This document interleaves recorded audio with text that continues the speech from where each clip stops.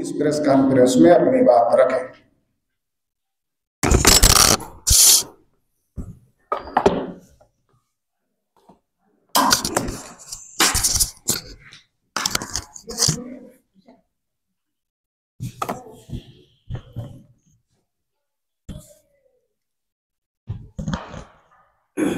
साथियों,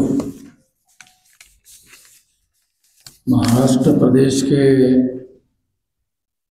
बामसेव के कार्यकर्ताओं के द्वारा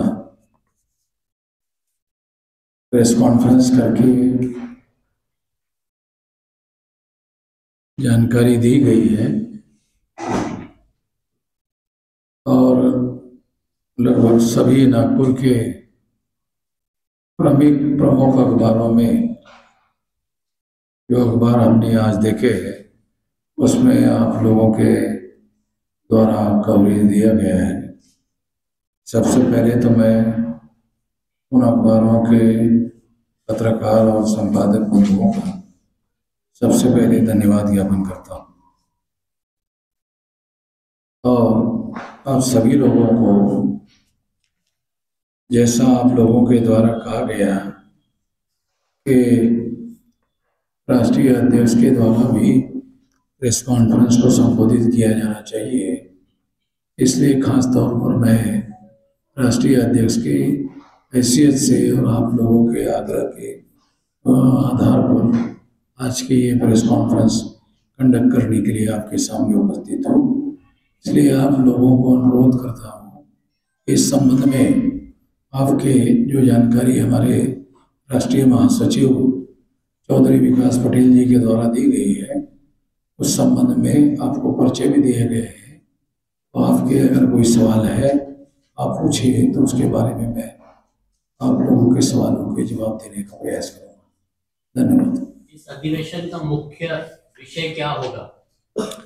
अधिवेशन के तमाम विषय है, केवल एक विषय नहीं है, मगर जैसे अधिवेशन राष्ट्रीय स्तर पर साल में एक बार हम लोग करते हैं, तो इसके पीछे हमारा एक मेन एजेंडा ये होता है कि हर साल अधिवेशन करने के पीछे का मूल कारण हम अपने संगठन का विकास, डेवलपमेंट जो है देश भर में साल भर करते हैं। तो कितने जिलों में पिछले साल था, इतने जिलों में अभी आगे बढ़ गया है, ये रिव्यू करने के लिए, ये समीक्षा करने के लिए खास तौर पर ये अधिवेशन हम लोग आयोजित करते हैं, ताकि जो नया डेवलपमेंट हम लोग ऑर्गेनाइजेशन का करते हैं उसका पता चले, नए लोगों को भी पता चले और पुराने लोगों को भी पता चले कि ये आंदोलन लगातार आगे बढ़ रहा है। अभी टोटल हमारे देश में 36 स्टेट है, उसमें से 32 राज्यों के डेलीगेट्स प्रतिनिधियों को यहाँ बुलाया गया है। तो 32 राज्यों में अभी हमारे संगठन का नेटवर्क फैल गया है। जब मुझे 2000 में राष्ट्रीय अध्यक्ष बनाया गया था, तब ये 13 स्टेट में 140 जिलों में था। अभी ये 32 राज्यों में 567 जिलों में फैल गया है और हो सकता है कि ये जिलों की संख्या के अधिवेशन में जब वो डेलीगेट उपस्थित हो, उसके बाद उसका वास्तविक उपस्थित प्रतिनिधियों के जिलों का पता चलेगा। तो ये जानकारी इकट्ठा करने के लिए और सब लोगों को जानकारी करवाने के लिए खास तौर पर जो हमारे संगठन के डेलीगेट्स और कार्यकर्ता है, उसके लिए ये अधिवेशन रेगुलर हम लोग आयोजित करते हैं। संविधान खतरे में है ये बोला जा रहा है और साथ में अभी हाल ही में 146 के करीब लगभग सांसदों को लोकसभा और राज्यसभा से निलंबित किया गया। ऐसे में अधिवेशन में इस विषय पर चर्चा होगी? ये अभी करंट डेवलपमेंट है और ये करंट डेवलपमेंट ये 3 महीने पहले हम लोगों ने ये पर्चा आउट किया है, इसलिए वो विषय यहाँ चर्चा के लिए नहीं रखे हुए हैं, मगर उद्घाटन सत्र में और जो शाम के समय में ओपन सेशन होते हैं उसमें वक्ताओं को इसके बारे में बोलने के लिए आज़ादी रहेगी कि वो इसको कवर करें। आपने ईवीएम का जो मुद्दा है वो बार बार उठाया है, उसके बावजूद आपके कुछ कार्यकर्ताओं ने ईवीएम तोड़े भी थे सेंटरों में, लेकिन फिर भी ईवीएम पे कोई बात नहीं करती जैसे नेशनल पार्टी है, उसके आप क्या कहेंगे? अभी आप लोगों ने देखा होगा कि अभी इंडिया गठबंधन की मीटिंग हुई, तो इंडिया गठबंधन के मीटिंग में ईवीएम का मुद्दा था। ये जो उसके कांग्रेस के जो स्पोक्स पर्सन है उनके द्वारा बाद में पत्रकारों को ये बताया गया है, सोशल मीडिया में भी वो चीज़ें आई कि ईवीएम के मुद्दे पर वो लोग भी चिंतित है। बल्कि मैंने ये जो महागठबंधन की बैठक हो रही थी इंडिया गठबंधन की, उसके पहले मैंने एक वीडियो घोषित किया था, उसमें ये मैंने बयान दिया था कि इंडिया गठबंधन चुनाव जीत सकता है, ईवीएम से हार जाएगा।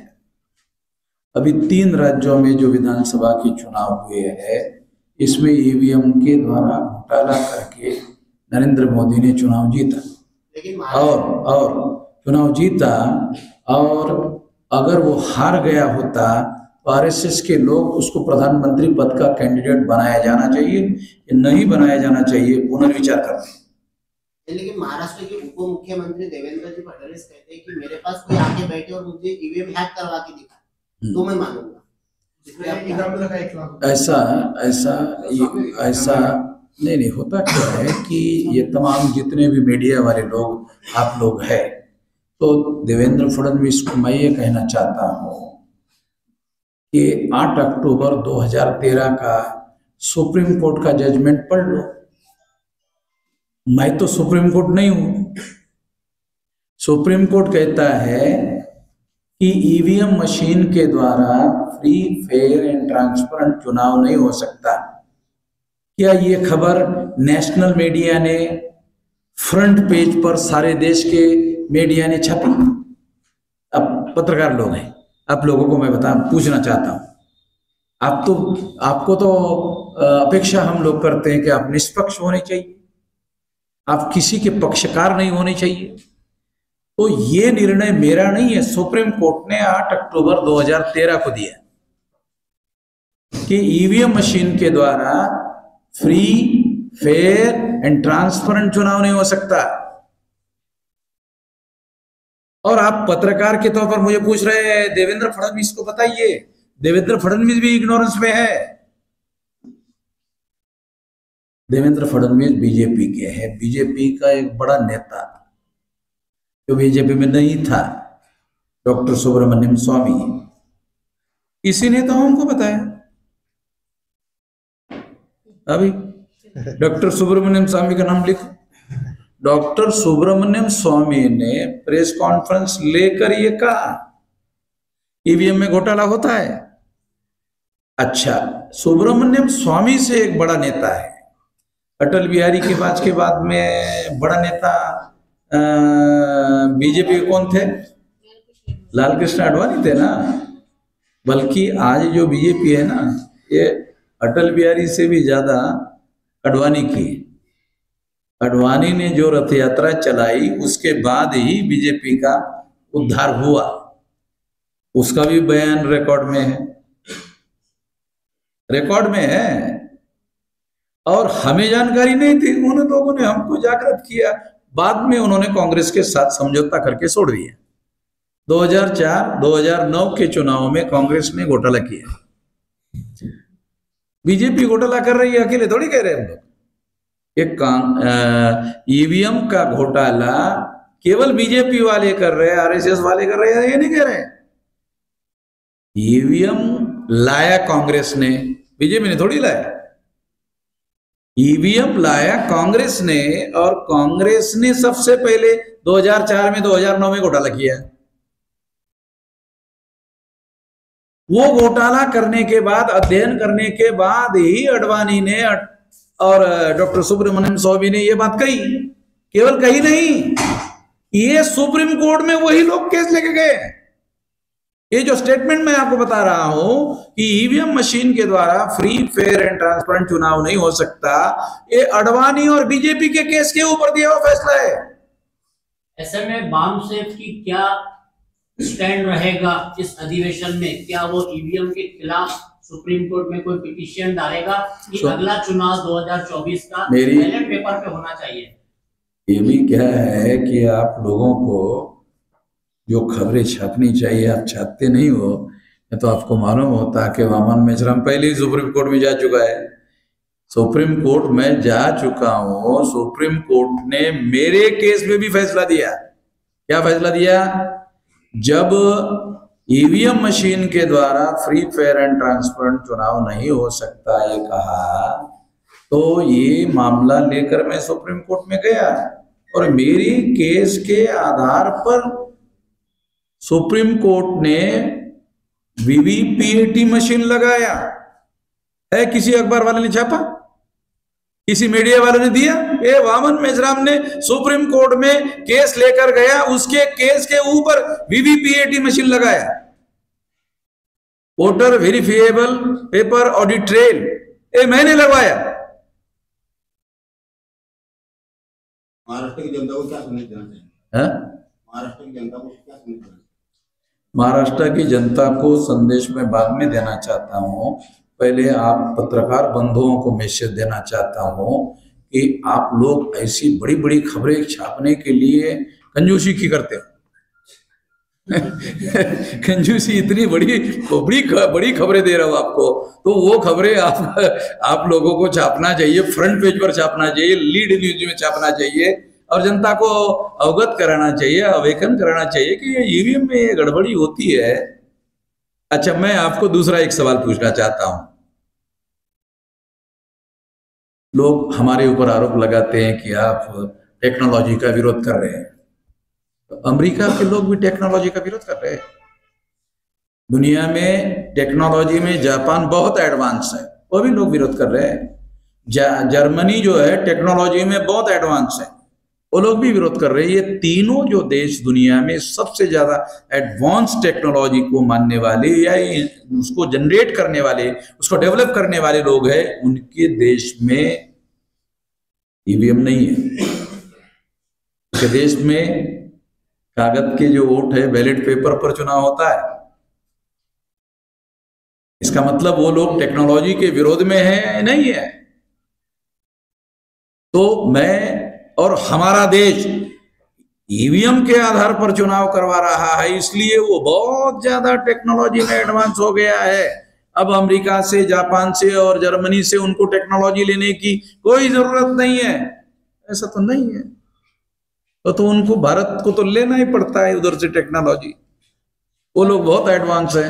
जिस तरीके से आप ईवीएम के खिलाफ में कोई भी भूमिका लेते हैं, उस तरीके से कोई भी जो विपक्षी पार्टियां हैं या फिर स्टेट रीजनल लेवल की जो पार्टियां हैं वो ईवीएम के खिलाफ में उस तरीके की भूमिका नहीं लेती। बहरहाल वो चुनाव हारने के बाद में ईवीएम के ऊपर बात रखती है। ऐसा क्यों?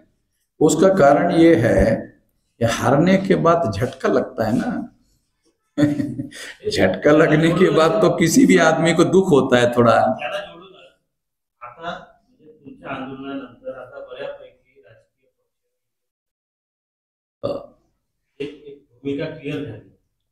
त्याच्यानंतर तुम्ही आंदोलनाचे सर्व टप्पे पार केले। आता नेमका आंदोलनाच्या कशा पद्धतीचा टप्पा असावा, पूर्ण राजकीय पक्ष सोबत घेऊन या पद्धतीची भूमिका झाली असं वाटतं तुम्हाला? आता आम्ही दिल्लीमध्ये डायरेक्ट चुनाव आयोगावरच फार मोठा मोर्चा घेऊन जातो 31 जानेवारी की त्यांना कदाचित थोडा त्यांच्यापर्यंत कोणी पोहोचले नसतील कदाचित असं त्यांना वाटत असेल। त्यामुळे त्यांच्यापर्यंत पण आम्ही जातो आणि त्यांना सुद्धा थोडंसं असं हलवून जागवण्याचा प्रयत्न करतो। लोकशाही पद्धतीने जे करणं शक्य आहे ते केलं पाहिजे ना। लोकशाही पद्धतीनं जे काही करणं शक्य आहे ते केलं पाहिजे आणि लोकशाही पद्धतीनं कायद्याच्या चौकटीमध्ये भारतीय घटनेने मी भारतीय घटनेच्या संदर्भात सांगतो, कायदेशीर भारतीय घटनेने भारतीय प्रजेला, नागरिकांना फ्री, फेअर अँड ट्रान्सपरंट निवडणुकीचा कायदेशीर आश्वासन दिलेले आहे, तेव्हा कायदेशीर बंधन आहे निवडणूक आयोगावर. दुसरं महत्वपूर्ण मुद्दा तुम्हाला सांगतो, थोडा वेळ करता मी खोटं बोलून राहील. ईव्हीएमच्या बाबतीमध्ये जे निवडणूक आयोग आहेत त्यांचं म्हणणं बरोबर आहे.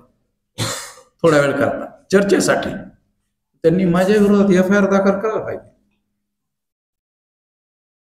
माझ्या विरोधामध्ये FIR दाखल करायला पाहिजे. एक दोघं लोकांच्या विरोधात केलंय त्यांनी दाखल. माझ्या विरोधामध्ये ते अखिलेश बिहारी माझंच ऐकून करते. ते अखिलेश, मीच लोकांना अनेक गोष्टी सांगितल्या, त्याही गोष्टी पूर्ण माहित नाही त्यांना. अखिलेशजी सुद्धा 2-3दा आमची भेट झालेली आहे आणि त्या चर्चेमध्ये सुद्धा तो ईव्हीएमचा मुद्दा होता. त्यांच्याजवळ फार डिटेल माहिती नाहीये. निवडणूक आयोगाने जे चॅलेंज दिलं होतं की कोणी ईव्हीएम हॅक करून दाखवा, त्यांचं म्हणणं आहे की आतापर्यंत एकाने ते करून दाखवलं. आणि ईव्हीएम ह्याचं एक कॅल्क्युलेटर म्हणून जे असतं त्याच्यात कुठलाही चीप नसते वगैरे असं त्यांचं म्हणणं आहे. आता मी टेक्नॉलॉजीचा एक्सपर्ट माणूस आहे का? तुमच्या माहितीसाठी सांगतो, असं आव्हान निवडणूक आयोगाने दिलं होतं आणि दिल्यानंतर हैदराबादचे जे एक्सपर्ट लोक आहेत, हरिप्रसाद, ते त्या ठिकाणी गेले होते आणि त्या ठिकाणी गेल्यानंतर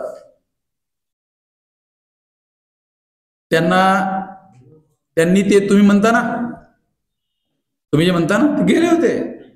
मग ते मशीन त्यांनी तिथं घेतली आणि बघितली आणि बघितल्यानंतर, खोलून बघितल्यानंतर निवडणूक आयोगाच्या समोरासमोर त्याचा व्हिडिओ रेकॉर्ड आहे.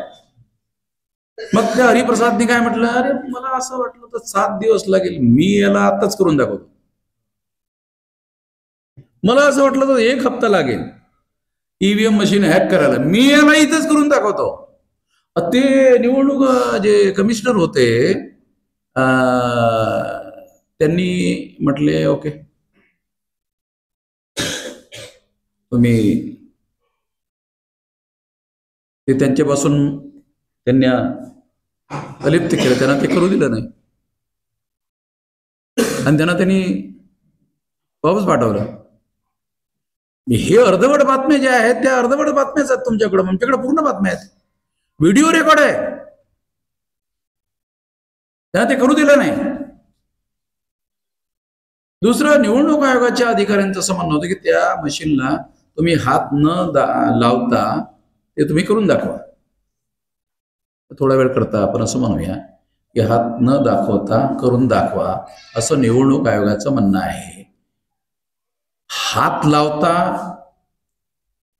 त्या हॅक करता येतात असं त्या हरिप्रसादचं म्हणणं आहे. हात कोण लावू शकते?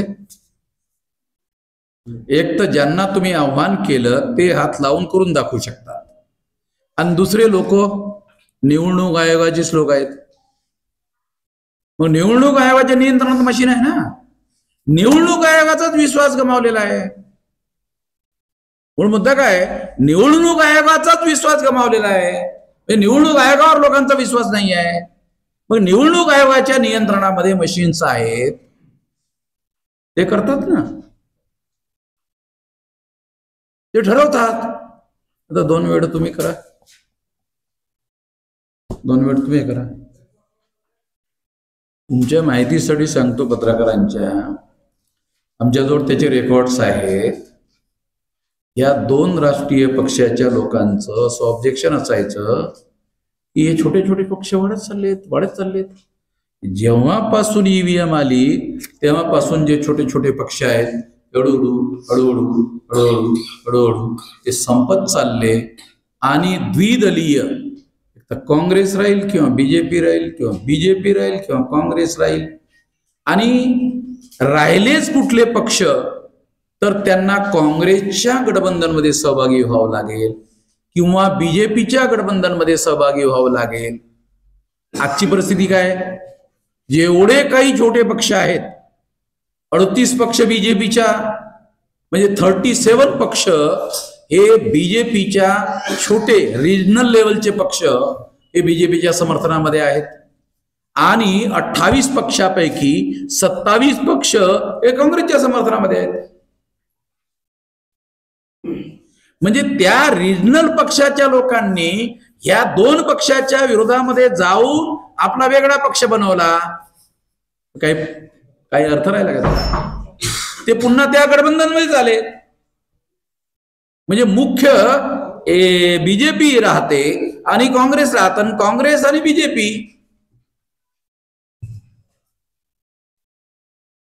म्हणजे सर्वसाधारणपणे याचं वर्णन जर करायचं झालं तर अशा पद्धतीची वाटणी करण्यात आलेली आहे की केंद्र सरकारवर आलटून पालटून बीजेपी किंवा काँग्रेसचं नियंत्रण राहील आणि रिजनल पक्षाचे लोक राज्य लेवलवर राष्ट्रीय पक्षाबरोबर गठबंधन करून आपलं सरकार चालवतील. ते बीजेपीला काही ऑब्जेक्शन नाही, काँग्रेसला काही ऑब्जेक्शन नाही. त्यांचं काय म्हणणं, देशावर राज्य कोणाचं? काँग्रेसचं. देशावर राज्य कोणाचं? बीजेपीचं. ओके, ठीक आहे, तुम्ही चिल्लर काही राज्याचे मुख्यमंत्री होऊन जा.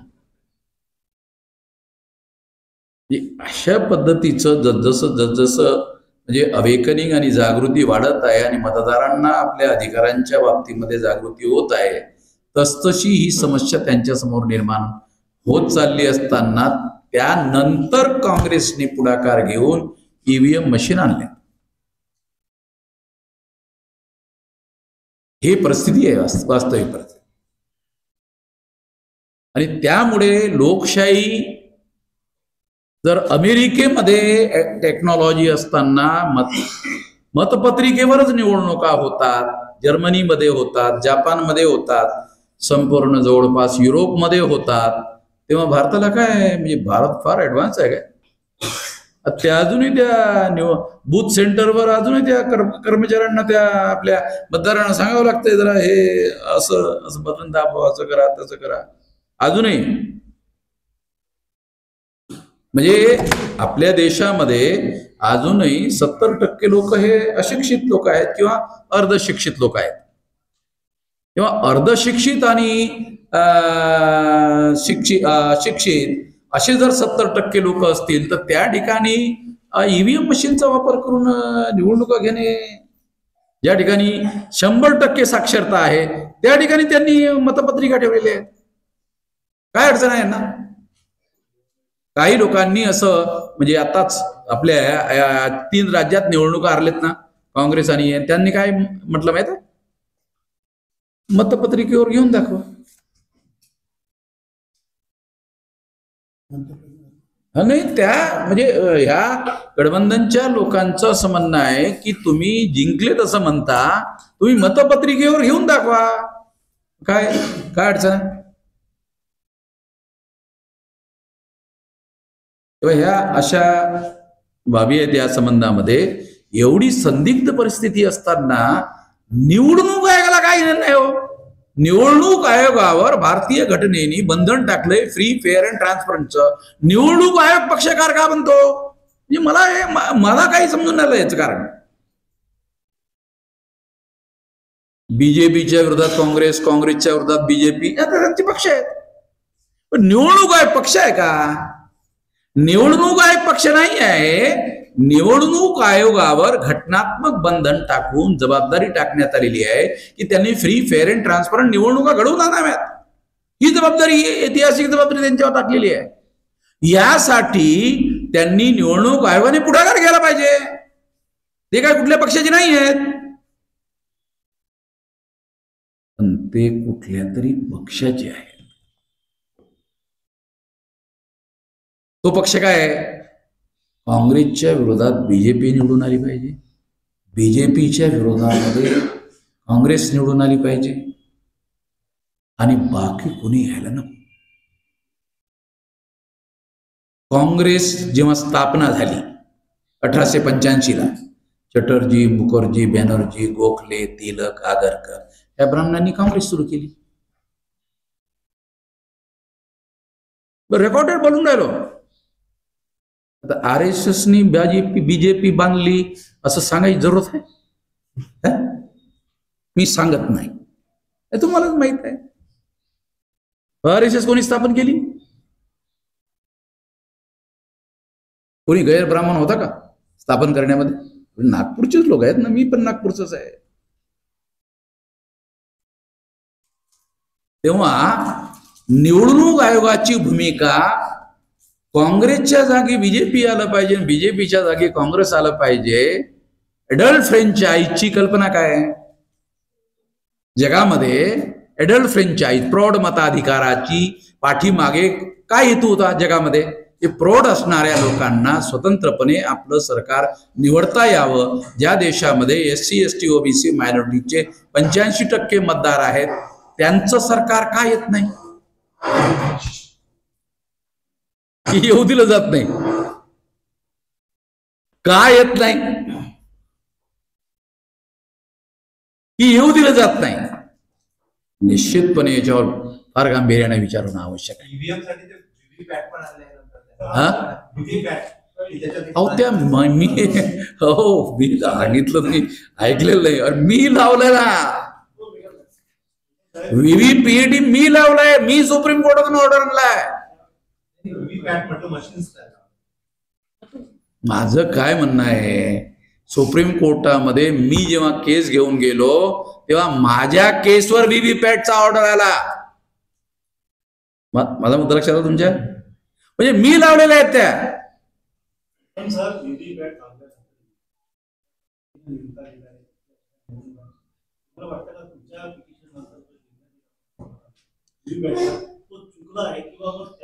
नाही, माझं म्हणणं VVPAT लावण्याचा निर्णय चुकलेला आहे असं म्हणणं नाही ना माझं म्हणणं काय आहे, निवडणूक आयोगाजवळ खूप अधिकार आहेत कायदेशीर. ते काय करतात, ईव्हीएमचीच मोजणी करतात, VVPAT करतच नाही. हे तुम्हाला माहित आहे का? हे मी डेली त्या ईव्हीएम त्या निवडणूक आयोगावर निगराणी ठेवायचं काम तुम्ही नाही करत ना, तुम्ही करायला पाहिजे. मी करतो, तो निर्णय आहे, पण लागू कोणी करायचा? तो अधिकार निवडणूक आयोगाकडे आहे. पण निवडणूक आयोग काय करते?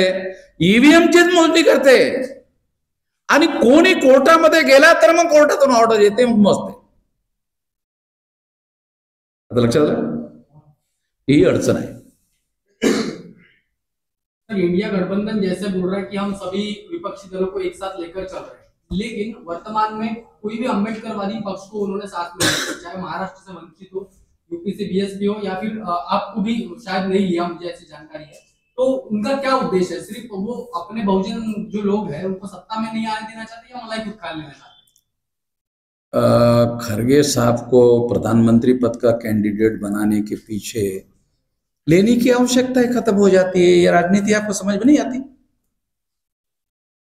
खरगे साहब को जब प्रधानमंत्री पद का कैंडिडेट घोषित करने के बाद मायावती को लेने की जरूरत है, पवन मिश्रा को लेने की जरूरत है, या किसी और प्रकाश आंबेडकर को लेने की जरूरत है? उसी के लिए तो खरगे साहब का नाम उछाला. आप दाव समझ नहीं रहे.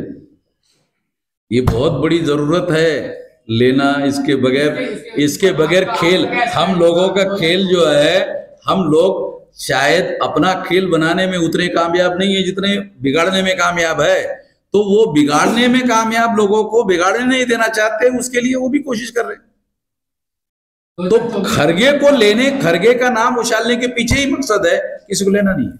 मायावती का रेफरेंस तो आया था, तो कांग्रेस के लोगों ने उसको आगे ओके, उसकी चर्चा करने की जरूरत नहीं. शिवसेना के लोगों ने बोला, ये राउत ने, तो जानकारी आई की काँग्रेस ने चर्चा करण्याची गरज नाही, रिजेक्ट केलंय. जे मायावतीच्या संबंधातला मुद्दा आला होता म्हणून राऊत सांगत होते, तो तर राष्ट्रीय अध्यक्ष जे काँग्रेसचे आहेत खरगे, त्यांनी तो रिजेक्ट केलाय. हे तुमच्यापर्यंत म्हणजे मला बातमी द्यावं लागते, अशी बातमी आहे. आपण संपूर्ण भारतामध्ये आणि भारताच्या बाहेर आपलं संघटन चांगलं मजबूत आहे आणि आपल्या विचारांना प्रेरित आहे. आपण बाबासाहेबांच्या विचाराचे प्रेरित आहे, पण आपण संविधानाच्या आधारावर आपण मुद्दे घेत आहे. पण बाबासाहेबांचा दुसरा एक धम्म आहे, त्या विचारावर आपण कधी लक्ष दिलेलं नाही, कधी कार्य केलं नाही, असं काही जनतांचा असा विचार आहे. आपण त्या बाबासाहेबांच्या धम्माच्या कार्यावर आणि वैचारिक क्रांती कधी बदल करणार आहे? या संबंधामध्ये विविध प्रकारचे जे ऑर्गन्स डेव्हलप करण्यात आलेले आहेत त्यामध्ये बुद्धिस्ट इंटरनॅशनल नेटवर्क नावाचं एक ऑर्गन जे आहे ते हे काम करत आहे. आणि जे लोक असं म्हणतात त्या लोकांना महाराष्ट्राच्या बाहेर कोणी कुत्र विचारते का? काय तुमचं नाव? माझं नाव तिलकचंद. साहेब, महाराष्ट्राच्या बाहेर तुम्हाला माझ्या तिकिटानं काढून फिरवतो, जरा या बरं माझ्याबरोबर. कोणी कुत्रे विचारतात का? आणि समजा 2-4 कुत्र्यांनी विचारलं तर त्यांना मतदानाचा अधिकार आहे कुत्र्यांना? हे असे बोंबा ठोकणारे लोक जे आहेत हे असे खूप आहेत, त्यांची काही फारशी मोजणी आम्ही करत नाही. कोविडची निवडणूक ईव्हीएम पण झालं तर बीजेपी जिंकून येईल असं वाटतं. हे तर मी पहिल्यांदा सांगितल्यानंतरच तर बीजेपी आपल्या काँग्रेस इंडिया गठबंधनच्या लोकांनी हे सांगितलं की तुम्हाला बहुमत मिळू शकते पण ईव्हीएम मुळे तुम्ही हारणार. तुमच्या आंदोलनाची दिशा काय असेल? मग आता पुढचं आंदोलन काय? निवडणूक आयोगात मोर्चा काढणारे सांगितलं केव्हा काढणार, आणखी काय काय असेल? आता 31 जानेवारीला आम्ही निवडणूक आयोगावर मोर्चा घेऊन जात आहोत. त्यानंतर निवडणूक आयोगाने आपल्या भूमिकेमध्ये काही बदल केला तर ठीक आहे, नाहीतर 31च्या नंतर प्रेस कॉन्फरन्स घेऊन दिल्लीमध्ये भूमिका घोषित करू. इलेक्शन कमिशन आणि आजच घोषित करणं हे प्रीमॅच्युअर होईल. तसं मी माझा एक व्हिडिओ घोषित झालेला आहे की आम्ही ईव्हीएम फोडू.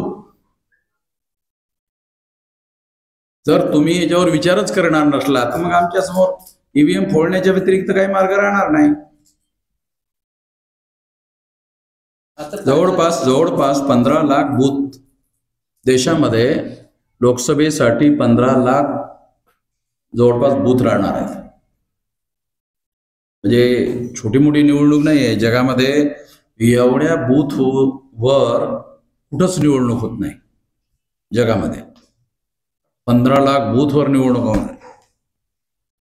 तेव्हा आम्ही आमच्या लेवल आमचं संघटन फार विस्तारित आहे, देशव्यापी आहे. तेव्हा त्या दिशेने आमचं म्हणणं एवढंच आहे की फ्री, फेअर अँड ट्रान्सपरंट निवडणुका घटनेने आश्वासन दिलंय केलं पाहिजे. आणि एवढ्या मोठ्या प्रमाणामध्ये प्रश्न उपस्थित झाले असताना निवडणूक आयोग साधा विचार करायला तयार नाही. या इंडिया गठबंधनच्या लोकांनी त्यांना रिटर्न निवेदन दिलंय ईव्हीएमच्या बाबतीमध्ये. त्या बातम्या सुद्धा आलेल्या आहेत. रिटर्न निवेदन दिलंय इंडिया गठबंधननी. ऍक्च्युअली त्यांनी आंदोलनाचा पवित्रा घेतला पाहिजे. इंडिया गठबंधनच्या लोकांनी आंदोलनाचा पवित्रा घेतला पाहिजे. आणि त्यांनी नाही घेतला तर त्यांना निवडणूकमध्ये त्याची फार मोठी किंमत मोजावी लागेल. आणि एकदा ते निवडून आल्यानंतर जनता मग त्यांना सहकार्य करणार नाही. जनता काय म्हणेल, तुम्ही निवडणूक हारल्यामुळे बोंबा ठोकून राहिलेत. अगोदर केले पाहिजे ना बोंबा. इंडिया गठबंधनच्या लोकांनी ईव्हीएमच्या बाबतीमध्ये निवडणुकीच्या अगोदर बोंबा ठोकल्या पाहिजेत. आणि निवडणूक हारल्यानंतर जर बोंबा ठोकल्या तर मग लोकच म्हणतील तुम्ही निवडणूक हारल्यामुळे बोंबा ठोकून राहिलेत.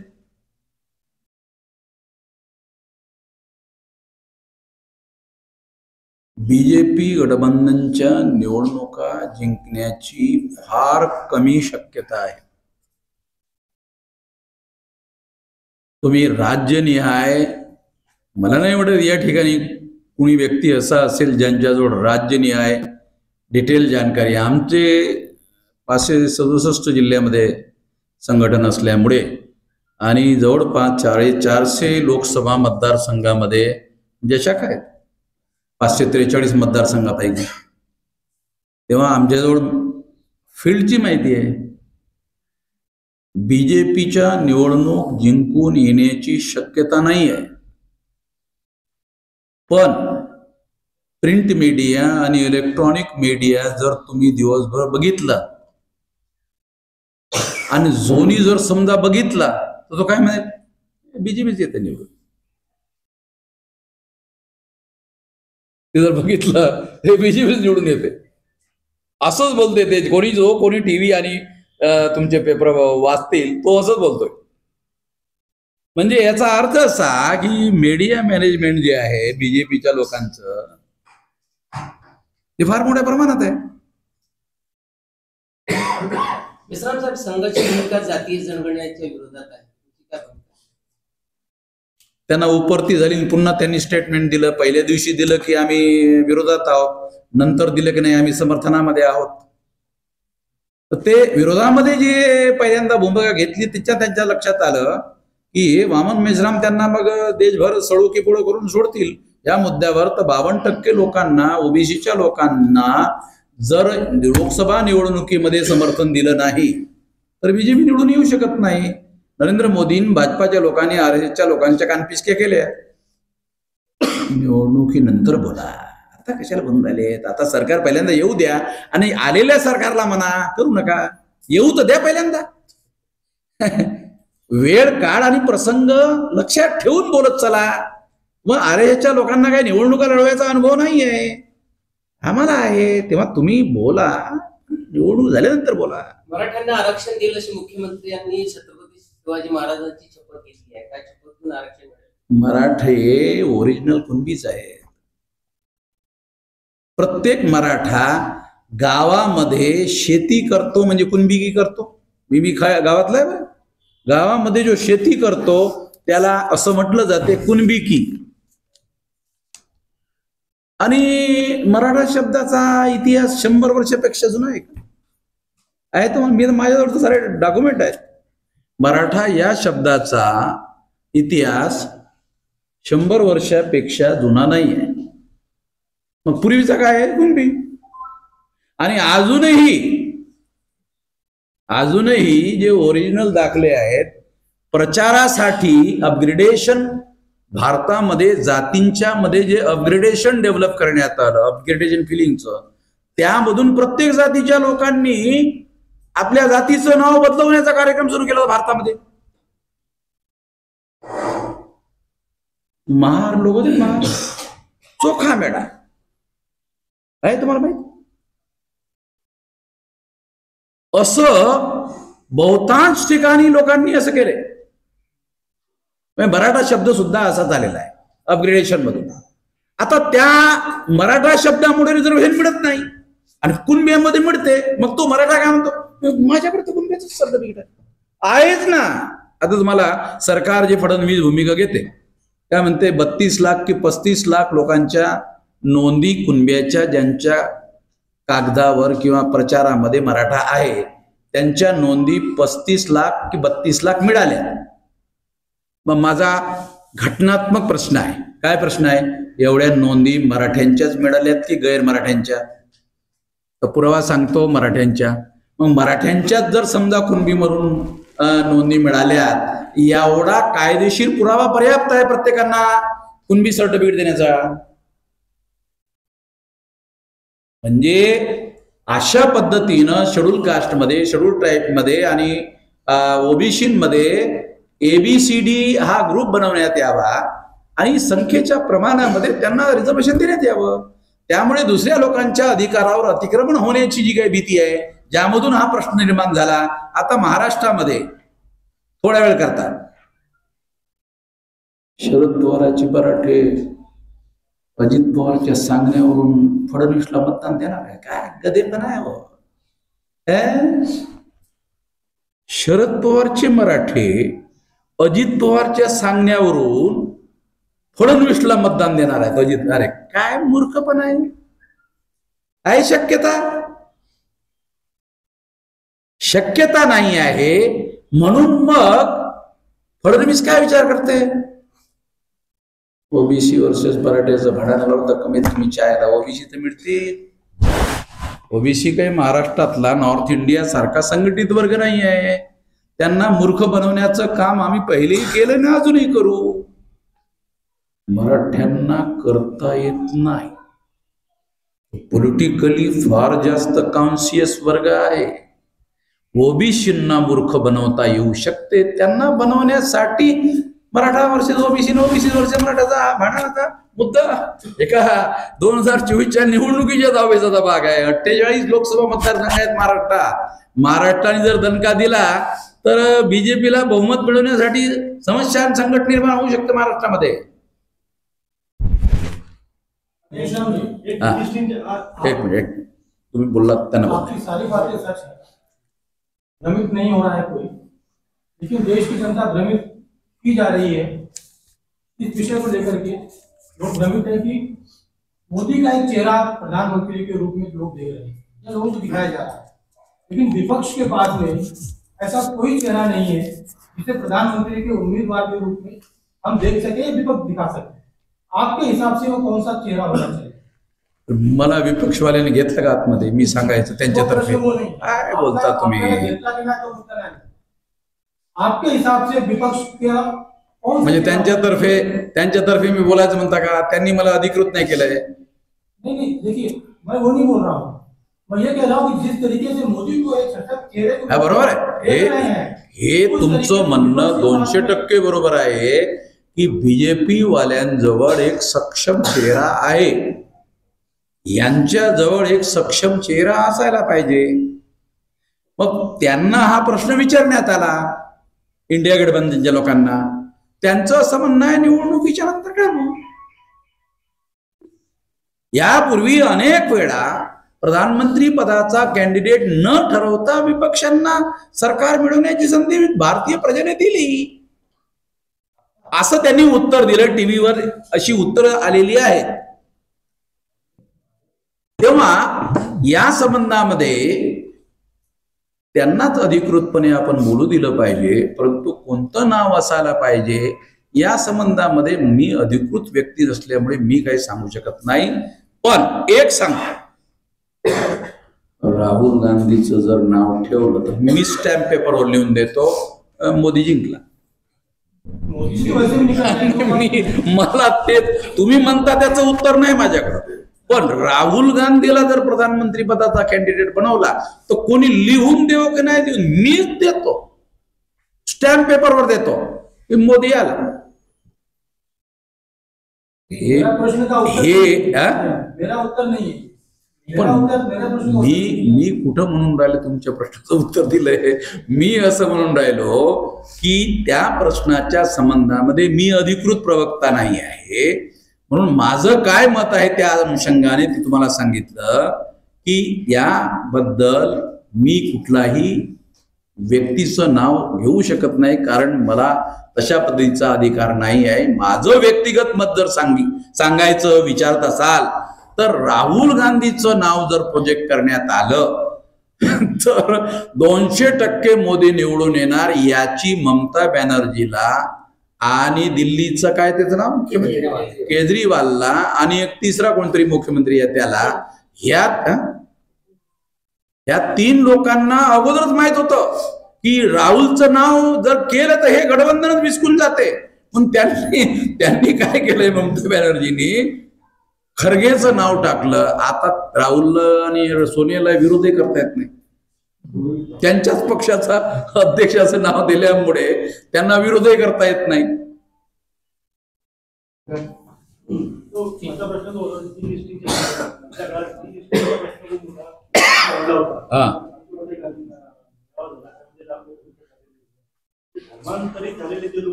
कोणाच्या डिलिस्टिंगचा मुद्दा आहे? हे बघा, आदिवासींच्या डिलिस्टिंगचा मुद्दा RSSच्या लोकांनी उपस्थित केला. त्या संबंधात RSSच्या लोकांना माझं असं म्हणणं आहे की तुम्ही हे प्रूव्ह करा की आदिवासी हिंदू आहेत.